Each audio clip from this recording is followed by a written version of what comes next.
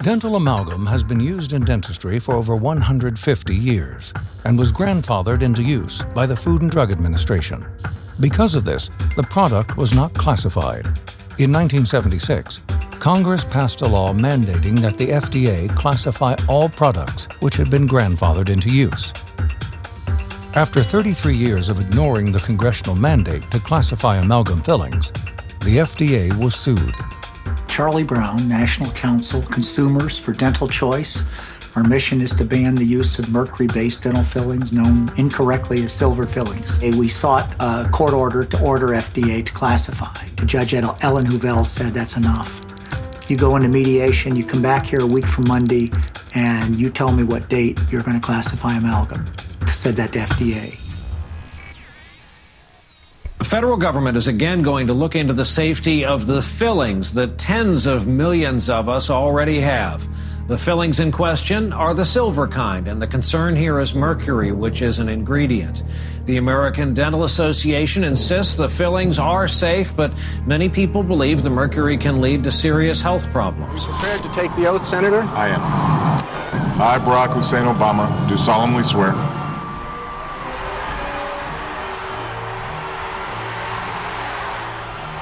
I will not back down from protecting our kids from mercury poisoning.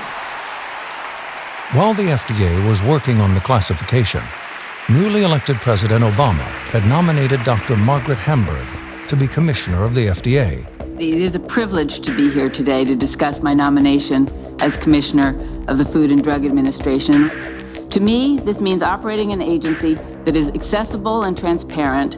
The FDA has responsibility to ensure that its work is driven by the best possible science and is undertaken with integrity, openness, and credibility. I'm happy to answer any questions that you may have. Senator Enzi is... During her confirmation hearing, she was asked of her position on dental amalgam. She's asked about the rule in the Senate confirmation. She should have said I'm recused from that rule. Instead, she didn't. Dr. Hamburg failed to disclose to Senator Enzi that she was a board member of Henry Schein, the largest distributor of amalgam in the U.S. After her appointment was confirmed, Dr. Hamburg inherited the oversight of the amalgam rule already in progress at the FDA. Hamburg had a conflict that should have resulted in her dismissal as commissioner. They made her sign an ethics contract that said, I will not participate in any matter affecting Henry Schein as long as I own the stock or stock options. So she checked the price of her stock options the day before the meeting that she knew was being held, July 1. She had the meeting to discuss the amalgam rule with Susan Runner and other top FDA staff. She went ahead and worked on the Henry Schein rule while she owned the stock options. In mid-July, she said, okay, I'll recuse myself for ethical reasons. She will not disclose how she recused herself, when she recused herself, whether she recused herself. We take their word for it. You understand a recusal is normally a written phenomenon. The judge says, I'm off this case. The commissioner says, I'm off this case. She never wrote down anything. Hamburg, in the final weeks before the rule, wrote Henry Schein's lawyer and said, I want to unrecuse myself. Will you take back the stock options? I want to get back in and regulate for you. I want to regulate for you. I want to end my recusal of anything affecting you so I can go back, take my stock options back. And the guy was happy to do it.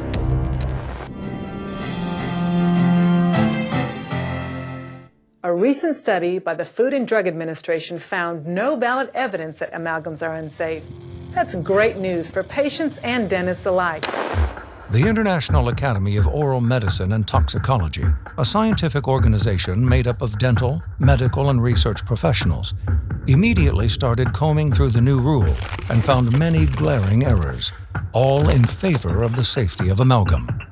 The petition for reconsideration challenged the FDA final rule on regulatory grounds and scientific grounds. We found 27 propositions of error, and I mean big errors, in the FDA's final rule. The public doesn't know it because the public doesn't keep up with this, but the FDA knows it. Amalgam somehow gets a free pass. I don't understand it, and I can only assume that it's political influence brought by the ADA that's causing these aberrant results. Not everyone agrees with the new Food and Drug Administration report that's out this week. It says silver dental fillings are safe. In fact, the final rule of the classification was a huge disappointment to health advocates, as it declared the mercury vapor released from amalgam fillings to be safe for anyone and everyone. With the news that there would be no constraints upon the product, Henry Schein's stock soared. Hamburg writes him the day the rule comes out and says, my friendships with Henry Schein outlasts my recusal. My friendships outlast my recusals. Schein stock jumps $1.50. July 30th, the General Counsel writes Margaret Hamburg, we are indebted to you for your work as commissioner. We are indebted to you. That's the kind of thing that happens in Washington that creates in everybody's mind that we're all corrupt up here. Well, I'm Congressman Dan Burton from the 5th District of Indiana. And when you find out that government officials who are making decisions regarding the health of the nation are doing questionable things, it only adds to the problem. People should have confidence in the government that we're trying to do the best we can for them. And if the head of the FDA has stock in a company that makes dental amalgams and they're making rulings, they should be recusing themselves. And if they don't, I think that they're guilty of criminal activity. And the reason I say that is because I am convinced, after having been the chairman of Government Reform and Oversight for 6 years and had numerous hearings on the subject, that the mercury in the amalgams does cause human neurological problems. She should not be FDA commissioner, absolutely not. Healthcare professionals and folks all over the country are asking the Food and Drug Administration to protect and inform the public about the potential dangers of silver amalgam fillings. Those include my colleague Stacey Case. Now, we've been following Stacey's personal story for months now, telling you about her diagnosis with multiple sclerosis after a routine dental procedure. And tonight, Stacey is in San Francisco, sharing her story with the federal government. Nearly 4 years ago, I let a dentist talk me into having 4 30-year-old silver mercury fillings replaced because he said they were cracked.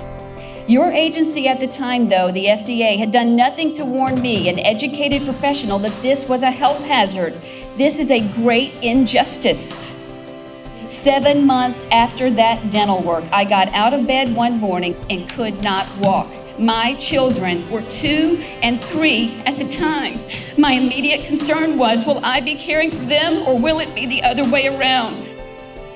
I now know that I and millions of other Americans are genetically predisposed to autoimmune disease, and these mercury fillings are the trigger in many cases. I've read several dozen scientific studies. One such study, 1990, University of Denmark, proved monkeys with mercury dental fillings stored it in their spinal ganglia, pituitary gland, and many other organs. This stuff seeps into the body from the day it is implanted. Then one day you reach the tipping point like I did, and disease sets in. Your hand-picked scientists in 2006 and 2010 have made you keenly aware of the health risks and the disease causation. Please do not ignore them or injured consumers like me any longer. You really want to help this country get healthcare costs under control? Ban amalgam. You really want to see a cure for many autoimmune diseases? Ban amalgam. You really want to ensure American moms like me can play chase with their children in the yard? Ban amalgam. After 2 decades in the news business, I know the truth, and the truth is silver mercury fillings are causing disease, and they are making people sick, keeping them sick, so help me God. Use your power and position for good, Dr. Shuren. Leave a legacy. Please right this wrong. We've gone back and we looked at the evidence, and what I can tell you is we intend to come out with an announcement by the end of this year. Since that missed deadline, the FDA has been silent on where the ruling stands. Obviously, this has been an emotional journey, but an important one, and I just hope that my story affects change. In San Francisco, Stacey Case, Scott, back to you.